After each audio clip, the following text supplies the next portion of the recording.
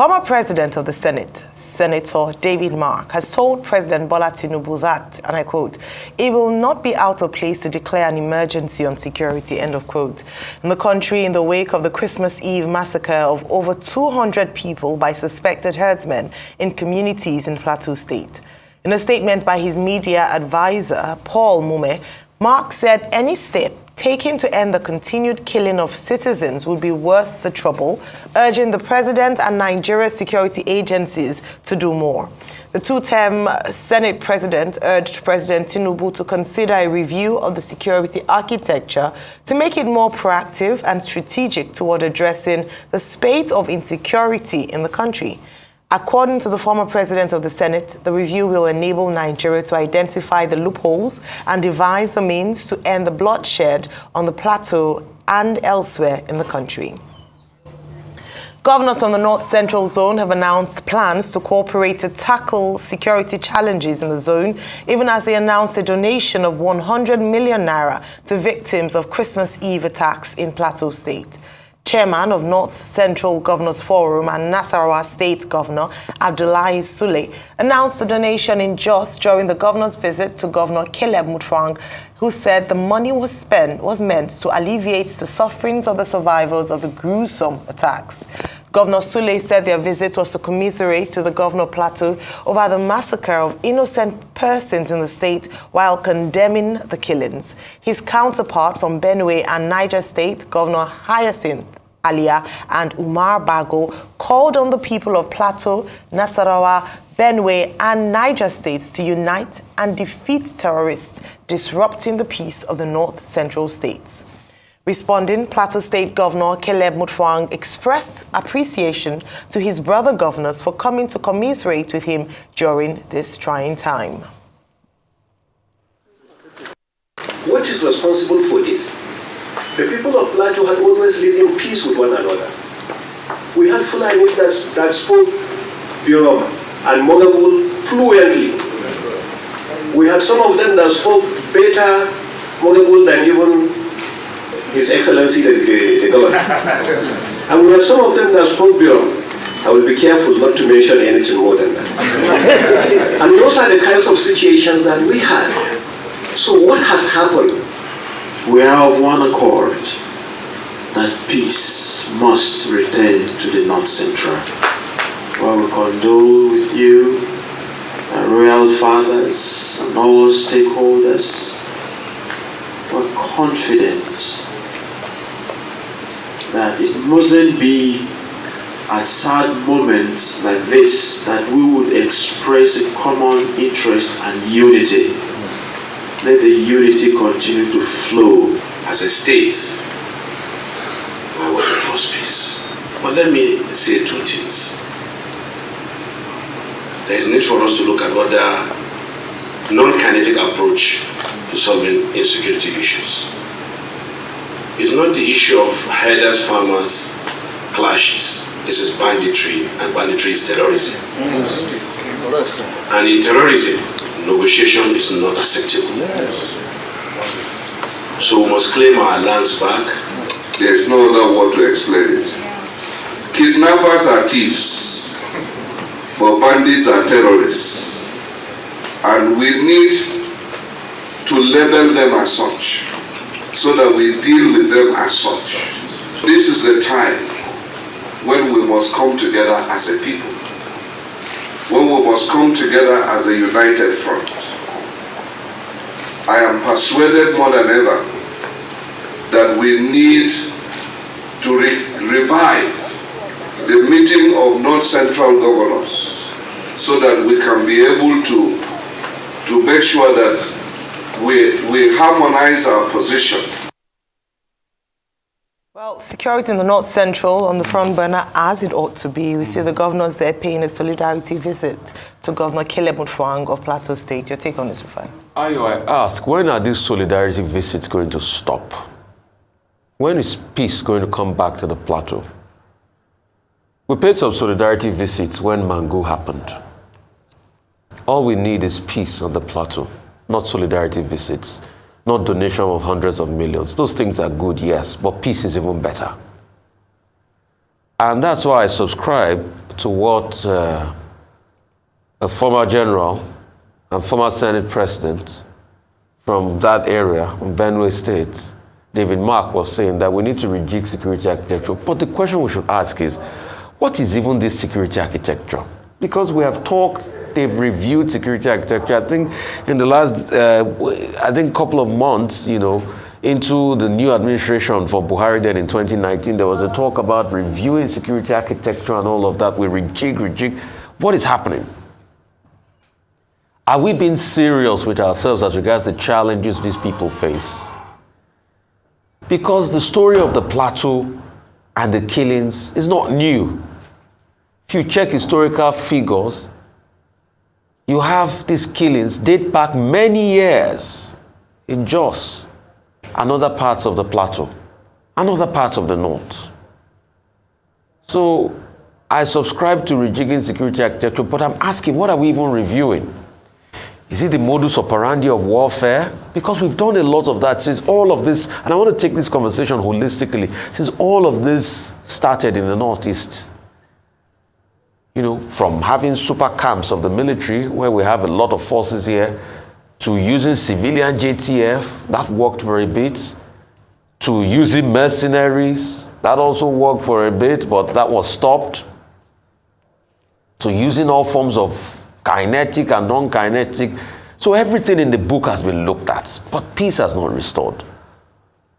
But I'm not a security expert. I'm not a war strategist. I'm not saying I'm Napoleon Bonaparte. But one thing I know that has constantly made all of this continue is complicity. And that's one thing we need to look at. You see, when we can't explain complicity, we call God. And that's why when some people were saying, oh, the devil, it's not the devil's fault.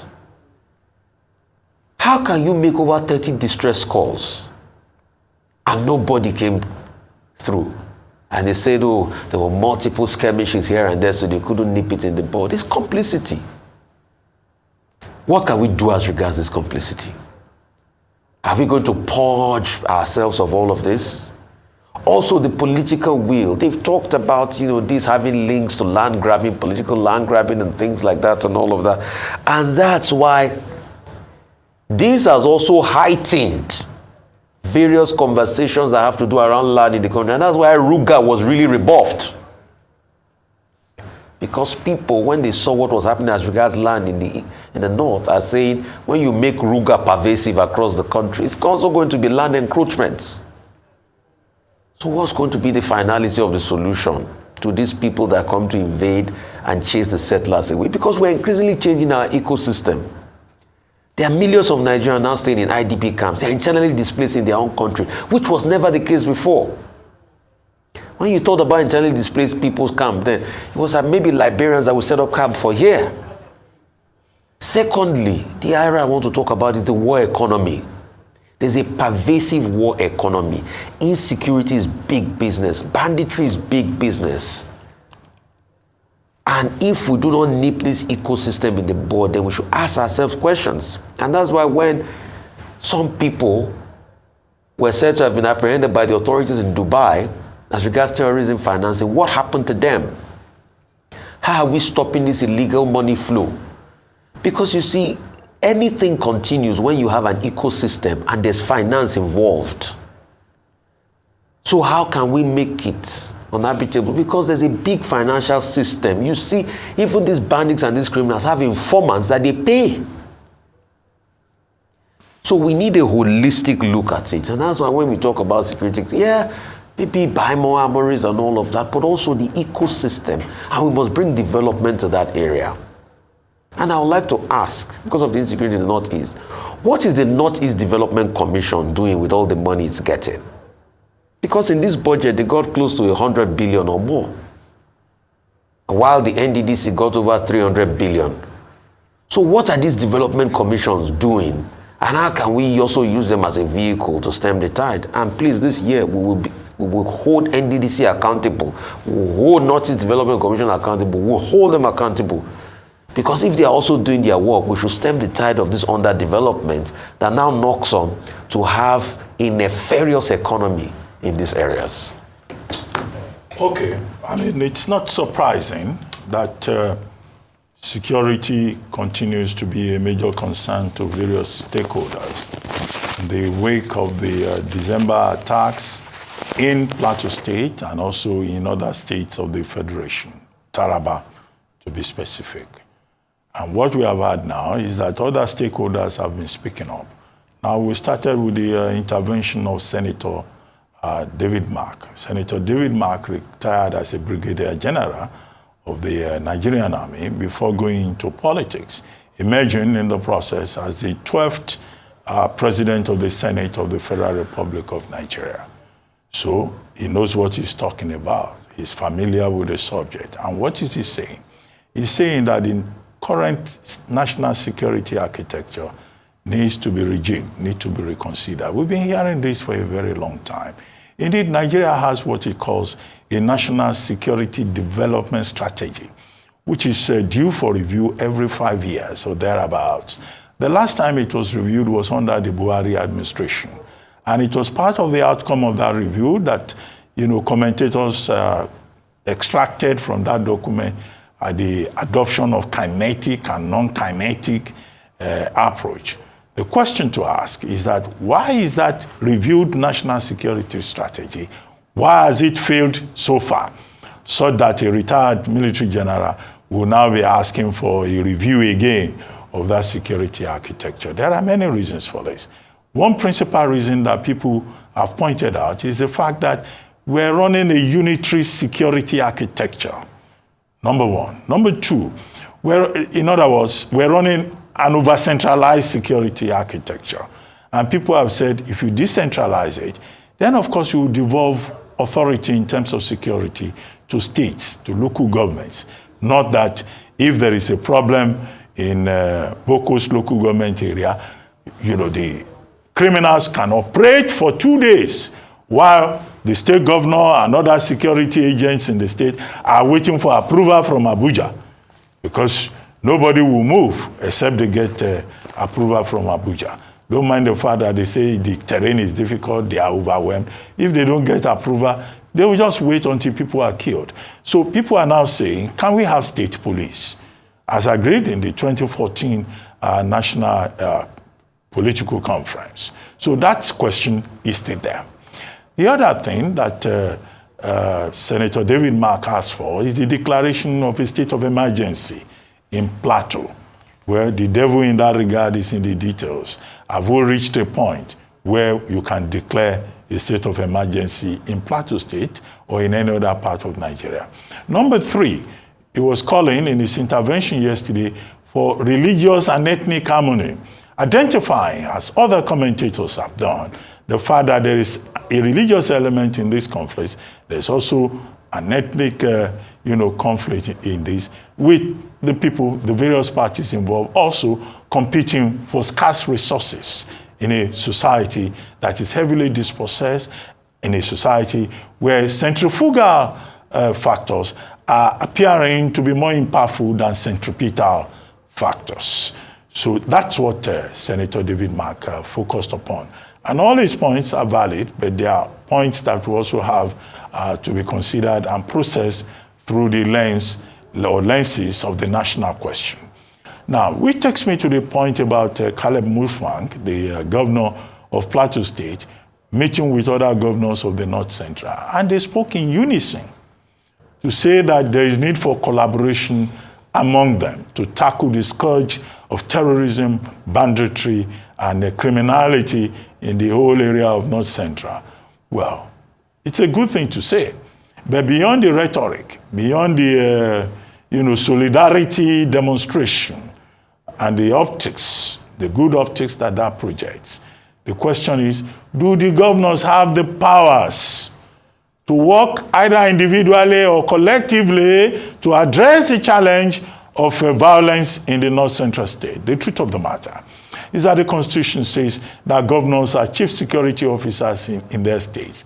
But the same Constitution does not give them the authority to act in that regard. If there is any violence, any conflict in any state, the Commissioner of Police in the state is not obliged to listen to the governor because he listens to the Inspector General of Police, the DSS chief, the military commanders in the place in charge of one operation or the other. They are not obliged to take directives from the president, even from the governor, even when they attend the State Security Council. So that's the problem. So it's good for the governors to say we will collaborate.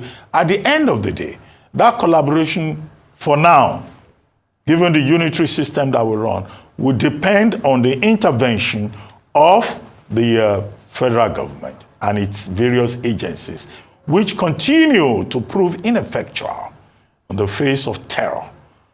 Now, the third point to note is that same yesterday, there was an intervention by the Southern and Middle Belt Leaders Forum, the SMBLF, led by Chief E.K. Clark.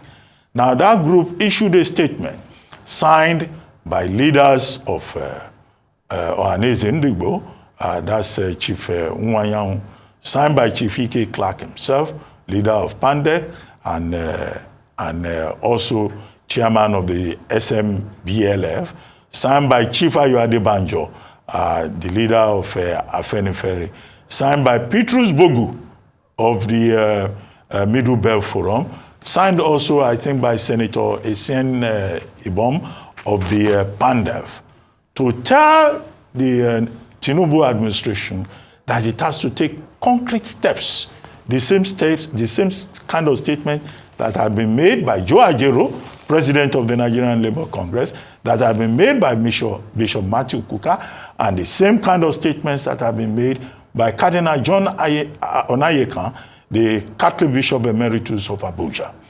They are saying that under President Tinubu, or under President Buhari, before President Tinubu, that there was an open attempt by the Nigerian state to support what they called an ethnic agenda. Now, some people may have issues with their specific identification of Fulani bandits, Fulani insurgents, Fulani terrorists, as being behind the various attacks in the north central region, in the middle belt of Nigeria, where there will be people who may argue with that. They will talk about ethnic profiling. They will talk about ethnic labeling.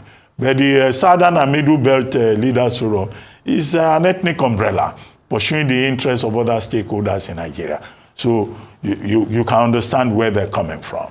And they are saying that President Buhari dropped the ball at every turn, and that there were other governors who were also supporting Fulani terrorists. They mentioned Nasir Rufai specifically. They mentioned Governor Bala Mohammed of Bauchi State specifically, except to add that Governor Bala Mohammed is not Fulani. And many people in the south and the middle belt, they made the mistake of thinking anybody from the north is Hausa Fulani. Governor Bala Mohammed is not Fulani. But the point there that they said he made was that he was saying headers can carry AK-47 for self-defense purposes. So I do not see how that would translate automatically into the promotion of ethnic agenda. But that's by the way. But specifically, they are saying that President Tinubu should not behave like his predecessor. He should not encourage terrorism and banditry or insecurity. They want him to resettle people who have been displaced. They want him to close IDP camps to make it possible for people who have been internally displaced to go back to their various homes. They want him to ensure the training and retraining of various security agents, whatever unit they may belong to, so that they can deliver. They want him to prioritize security. And I think President Tinubu himself had, one way or the other, at various possible opportunity, stressed the point that he's committed to ensuring security and that he's aware of the pains of the people. But where the challenge is how soon? Because after economy, which we have identified as a major challenge going forward in 2024, reducing the high cost of living, reducing inflation, the other major challenge is ensuring that Section 14 of the Constitution, which the SMBLF quoted, notably, that purpose is identified and that there is proper alignment between national security architecture and national security objectives. At the moment, there is a dissonance. That is what the Tinubu administration has to address. And if there is any service chief that is attributing conflict, violence in the Nigerian territory to the work of the devil, and who are ready to say we are overwhelmed, we don't even know what is going on. If they don't know what is going on, if they are overwhelmed, please, such persons should be demoted without further delay. And those who are ready to do the work should be empowered to do it. Talking about being overwhelmed, one can look at the security or insecurity situation in Nigeria and deduce that the security architecture is almost on the brink of collapse, if it hasn't already collapsed. Because if you look at the map of Nigeria and you look at the different areas in the country and the security situations or insecurity situations plaguing the nation, you will then wonder what is happening in terms of our security architecture. Do we have a viable security architecture? And that's why it's not surprising that the former Senate President, Senator David Mark, has suggested that perhaps the Tinubu administration should look at a review of its security strategy, because what is currently on ground clearly isn't working. It hasn't worked for a while and it's still not working. I want to assume that following what happened on Christmas Eve in Plateau State, and of course in other parts of the North Central State and the North, other parts of the North, including states like Zamfara, where kidnapping, the students were spent Christmas in kidnappers' den. We have Taraba State, we have Plateau State, even Benue State is still not settled. There's news coming in from Borno State as well. And so in the North, there just seems to be a total breakdown of security architecture. Yet we have special operations like Operation Safe Haven. We have a lot of money allocated to defense and military in the budget year after year. We talk about purchasing of sophisticated weapons, helicopters, different things to ensure we beef up the security apparatus of the nation. Unfortunately, this hasn't translated into an improvement in the security situation in the country.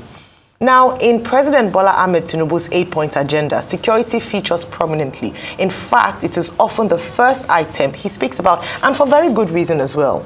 Yesterday, we had Bosun Mofaye with us, and he made some very important, salient points. I'd encourage you to watch that interview again if you didn't see it. One of the things he talked about, and I must agree with him, is that we cannot even talk about the economy or having a stable economy in Nigeria if we don't tackle the big issue of insecurity. We cannot talk about attracting investors to help the economy of Nigeria if we don't tackle insecurity. There are many aspects of the nation or the growth of the nation that is hedged on tackling insecurity in the nation, and that's why we must center on it. We must talk about it, and this administration must quickly find a solution to this. The reason why people would say, okay, well, they've only been there for 7 months. This administration has only been in for 7 months. But you must remember that before the 7 months, the president and his team must have had a plan and perhaps a formula or a way to a strategy to tackle insecurity, because this problem was there even before the last administration. And so administration after administration seems like it is an overwhelming task. It is almost an impossible task to handle. And so this is a big question for this administration. Is this an admittance of failure of not being able to manage insecurity, not just in the North Central states, but also in the Northeast and in the South, where we have militancy, in the Southwest, where there are issues around kidnapping, in the Southeast, where there's still sit-at-home order on Mondays. In many states in the Southeast, there's still the sit-at-home order on Monday. So we're not able to tackle this issue. So beyond the issue in Plateau State, which is, as we've talked about, it is not worth thinking about. But beyond that is also the entire security architecture of the nation. And that's why I totally agree with Senator David Mark that perhaps it's time to declare a state of emergency on insecurity in Nigeria. There are a number of think tanks, a number of organizations, personalities, politicians, statesmen who have given or preferred solutions as to how to tackle insecurity. So the big issue is, what then is the problem with implementation? We had General Ariola last week here, and he talked about the fact that he was commanding officer of Operation Safe Haven, and he had released a report, a detailed report as to how to tackle the issue of herdsmen farmer clashes in Plateau State. Why hasn't that been implemented? So beyond the talk, because we have, from Senator David Mark to different people, they've come out to talk about the insecurity situation. What is the big problem? What is the issue with implementation? And so perhaps it must start from the head. It must start from the presidency. First of all, the governor of Plateau State had said previously that there was a lack of political will, as it seemed, to deal with the issues in the state. So it's not a matter of the ability to, it is the fact that it is not seen as a priority, it's not seen as priority, or perhaps adequate attention hasn't been given to insecurity in the state. And so this is the reason why we must continue to call our president and, of course, elected officials to account. They must take account in terms of what is the solution to the prevailing sense of insecurity in that part of the country. There are a number of solutions. The Agora report was done. Many suggestions, many recommendations. The challenge is, how do we take this forward and ensure that we're able to secure lives and properties in Nigeria? Move on to our next story. Presidential candidate of the Labour Party, LP, in the February 25, 2023 election, Peter Obi, has assured that his party will fully adjust to fit its new role as Nigeria's main opposition party in the new year. The People's Democratic Party is the main opposition political party because it has more members at the National Assembly and elected governors. But the Labour Party has indicated interest to step in because the PDP was becoming docile. He said the onerous responsibility is to have LP remain firmly in opposition and keep the ruling All Progressives Congress on its toes to protect the country and interests of Nigerians. Addressing the nation in his New Year message, Obi said there was no backing down on the task of having a new Nigeria going forward. The LP standard bearer, who hammered on what has now become the party and obedient movement, insisted that a new Nigeria was possible in spite of the numerous yet to be fulfilled aspirations of citizens. All right, Rufai, currently it seems like we have two opposition parties. Now it's a struggle for who is the main opposition party. So speaking of opposition, the PDP and the Labour Party can struggle for it for all I care. But I think in this last election cycle, the true opposition, and I'd like to doff my hat for them this morning, are the tired and frustrated Nigerian young people. That this country has given nothing but made their voice heard in the last election. And the election was about them, and they galvanized the country. They wanted a change in their country. So those are the true opposition.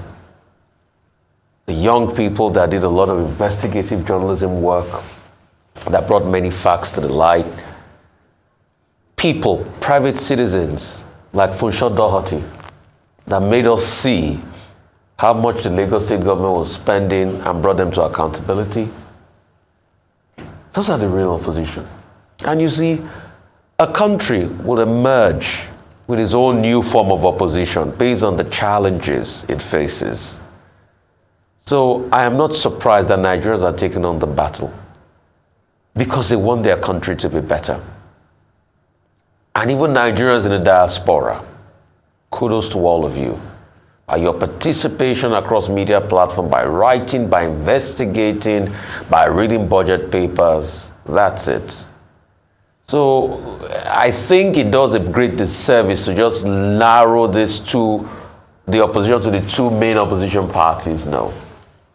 When you see things historically, the strength of opposition has always been how loud, the voices are. One.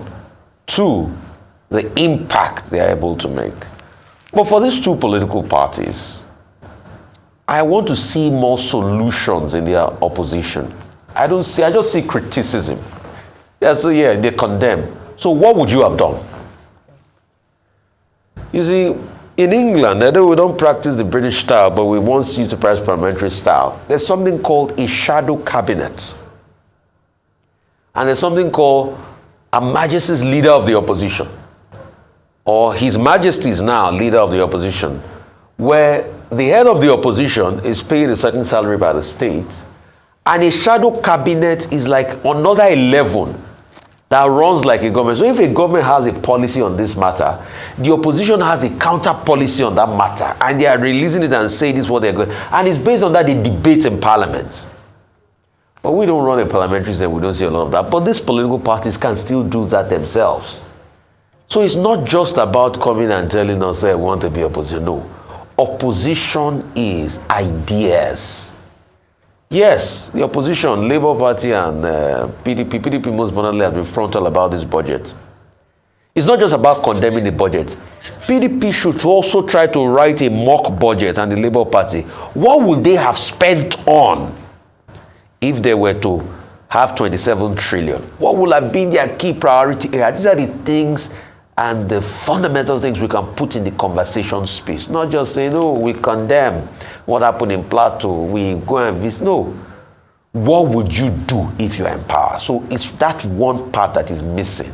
That's what we call active opposition and a thinking governance, because the opposition too also has to be a think tank. And because of the political transition, there will be more opposition leading up to even the first election cycle of this administration. Oppositions are good. And the government too must not always think opposition is a witch hunt. It is subsidized learning for national development. So the government too must listen to dissenting voices. But dissenting voices too must have substance in what they put forward. Okay, what is common to all the New Year messages that we have seen, from the president to other stakeholders, including the statement by NBA President Yakubu Mekiawu, SAN? Everybody has been stressing the point about making this country work and moving this country forward, and they identify the issues. And after a pattern, Mr. Peter Obi of the Labour Party also struck the right notes. His contribution is built on the foundation of the request for a new Nigeria, which was one of his campaign slogans, that a new Nigeria is possible. And now after the election, he's saying that to move Nigeria forward, you must build a new Nigeria. What are the planks of his submissions? Number one, he was saying that security remains a problem in Nigeria, and that for this country to move forward, you have to deal with the security challenge.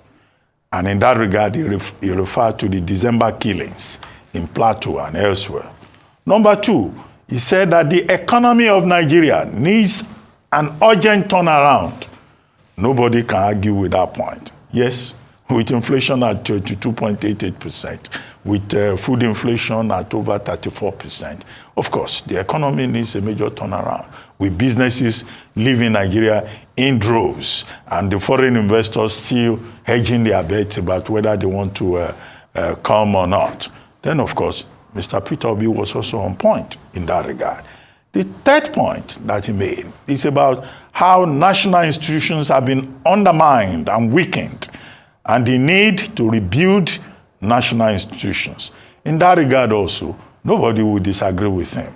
Many of our institutions, in fact all our institutions, need to be rebuilt, whether in security or education or in electoral matters.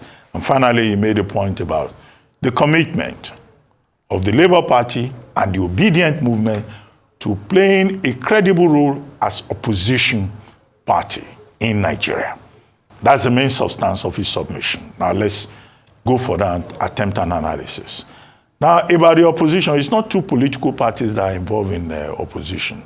17 political parties took part in the last general elections.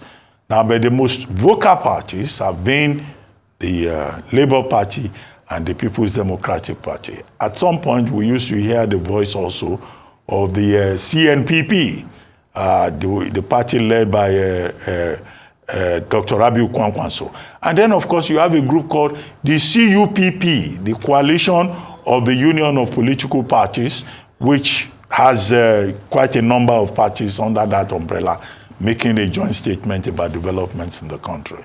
But yesterday, we were also discussing opposition politics. And we say that opposition politics is healthy for this polity. And that opposition politics includes civil society. And that civil society includes the media, playing its role under Section 22 of the 1999 Constitution. In 1999, when there was a return to civilian rule, there was a lot of euphoria. The civil society relaxed and said, oh, now that we have civilians and the soldiers have gone away, let us see how this will happen. But over the years, we have seen that even the civilians cannot be trusted. And that is why eternal vigilance on the part of civil society is the price to be paid for the liberty of the people. But Chief Olusegun Oshoba, who was our guest yesterday on this program, made a point.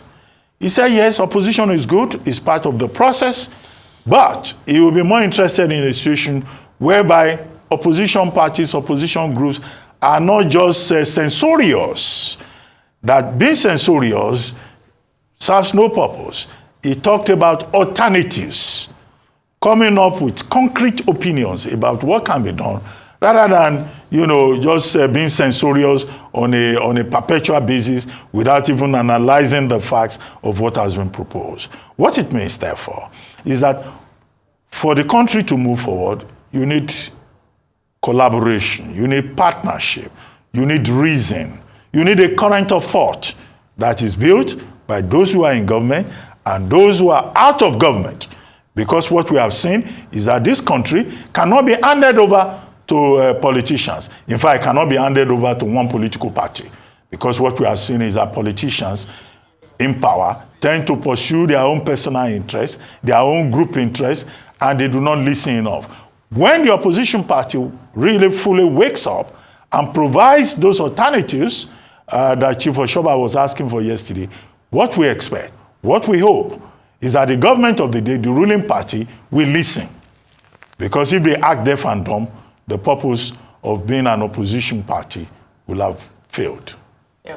Well, in Western and mature democracies, opposition parties play a critical role in a thriving and effective democracy.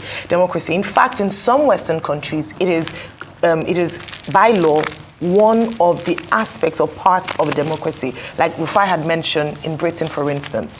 One of the challenges that has been identified in opposition style of politics on the African continent, not just in Nigeria, and I'm saying this for a purpose, is that oftentimes opposition parties are not institutionalized. So it is usually centered around one leader. There's no structure in terms of the makeup of the opposition party. And that's why over the years we've had very weak opposition parties. In fact, almost non-existent, just other parties not really acting their role out as an opposition party. As has already been outlined, there's a need to provide an alternative, what we would have done if we were in government. And the alternative is supposed to be more attractive because there are election cycles, and at the end of the day, it then helps to check the current administration and also helps to stem corruption in the long run.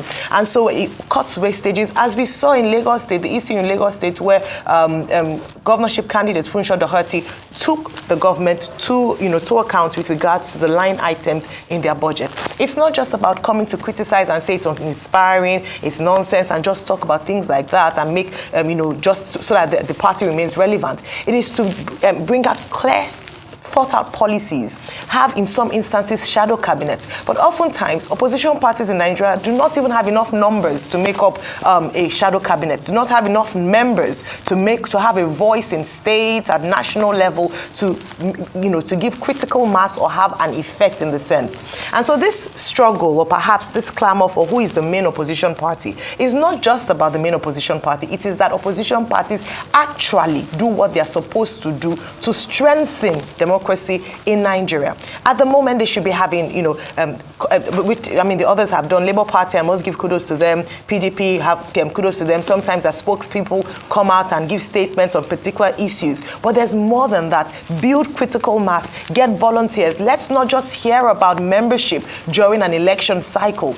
Between the first 1 year and the next 4 years, what are you doing to galvanize your members to be strong and to ensure that you're not just an opposition party to criticize, but to provide a credible alternative and keep the current administration on their toes?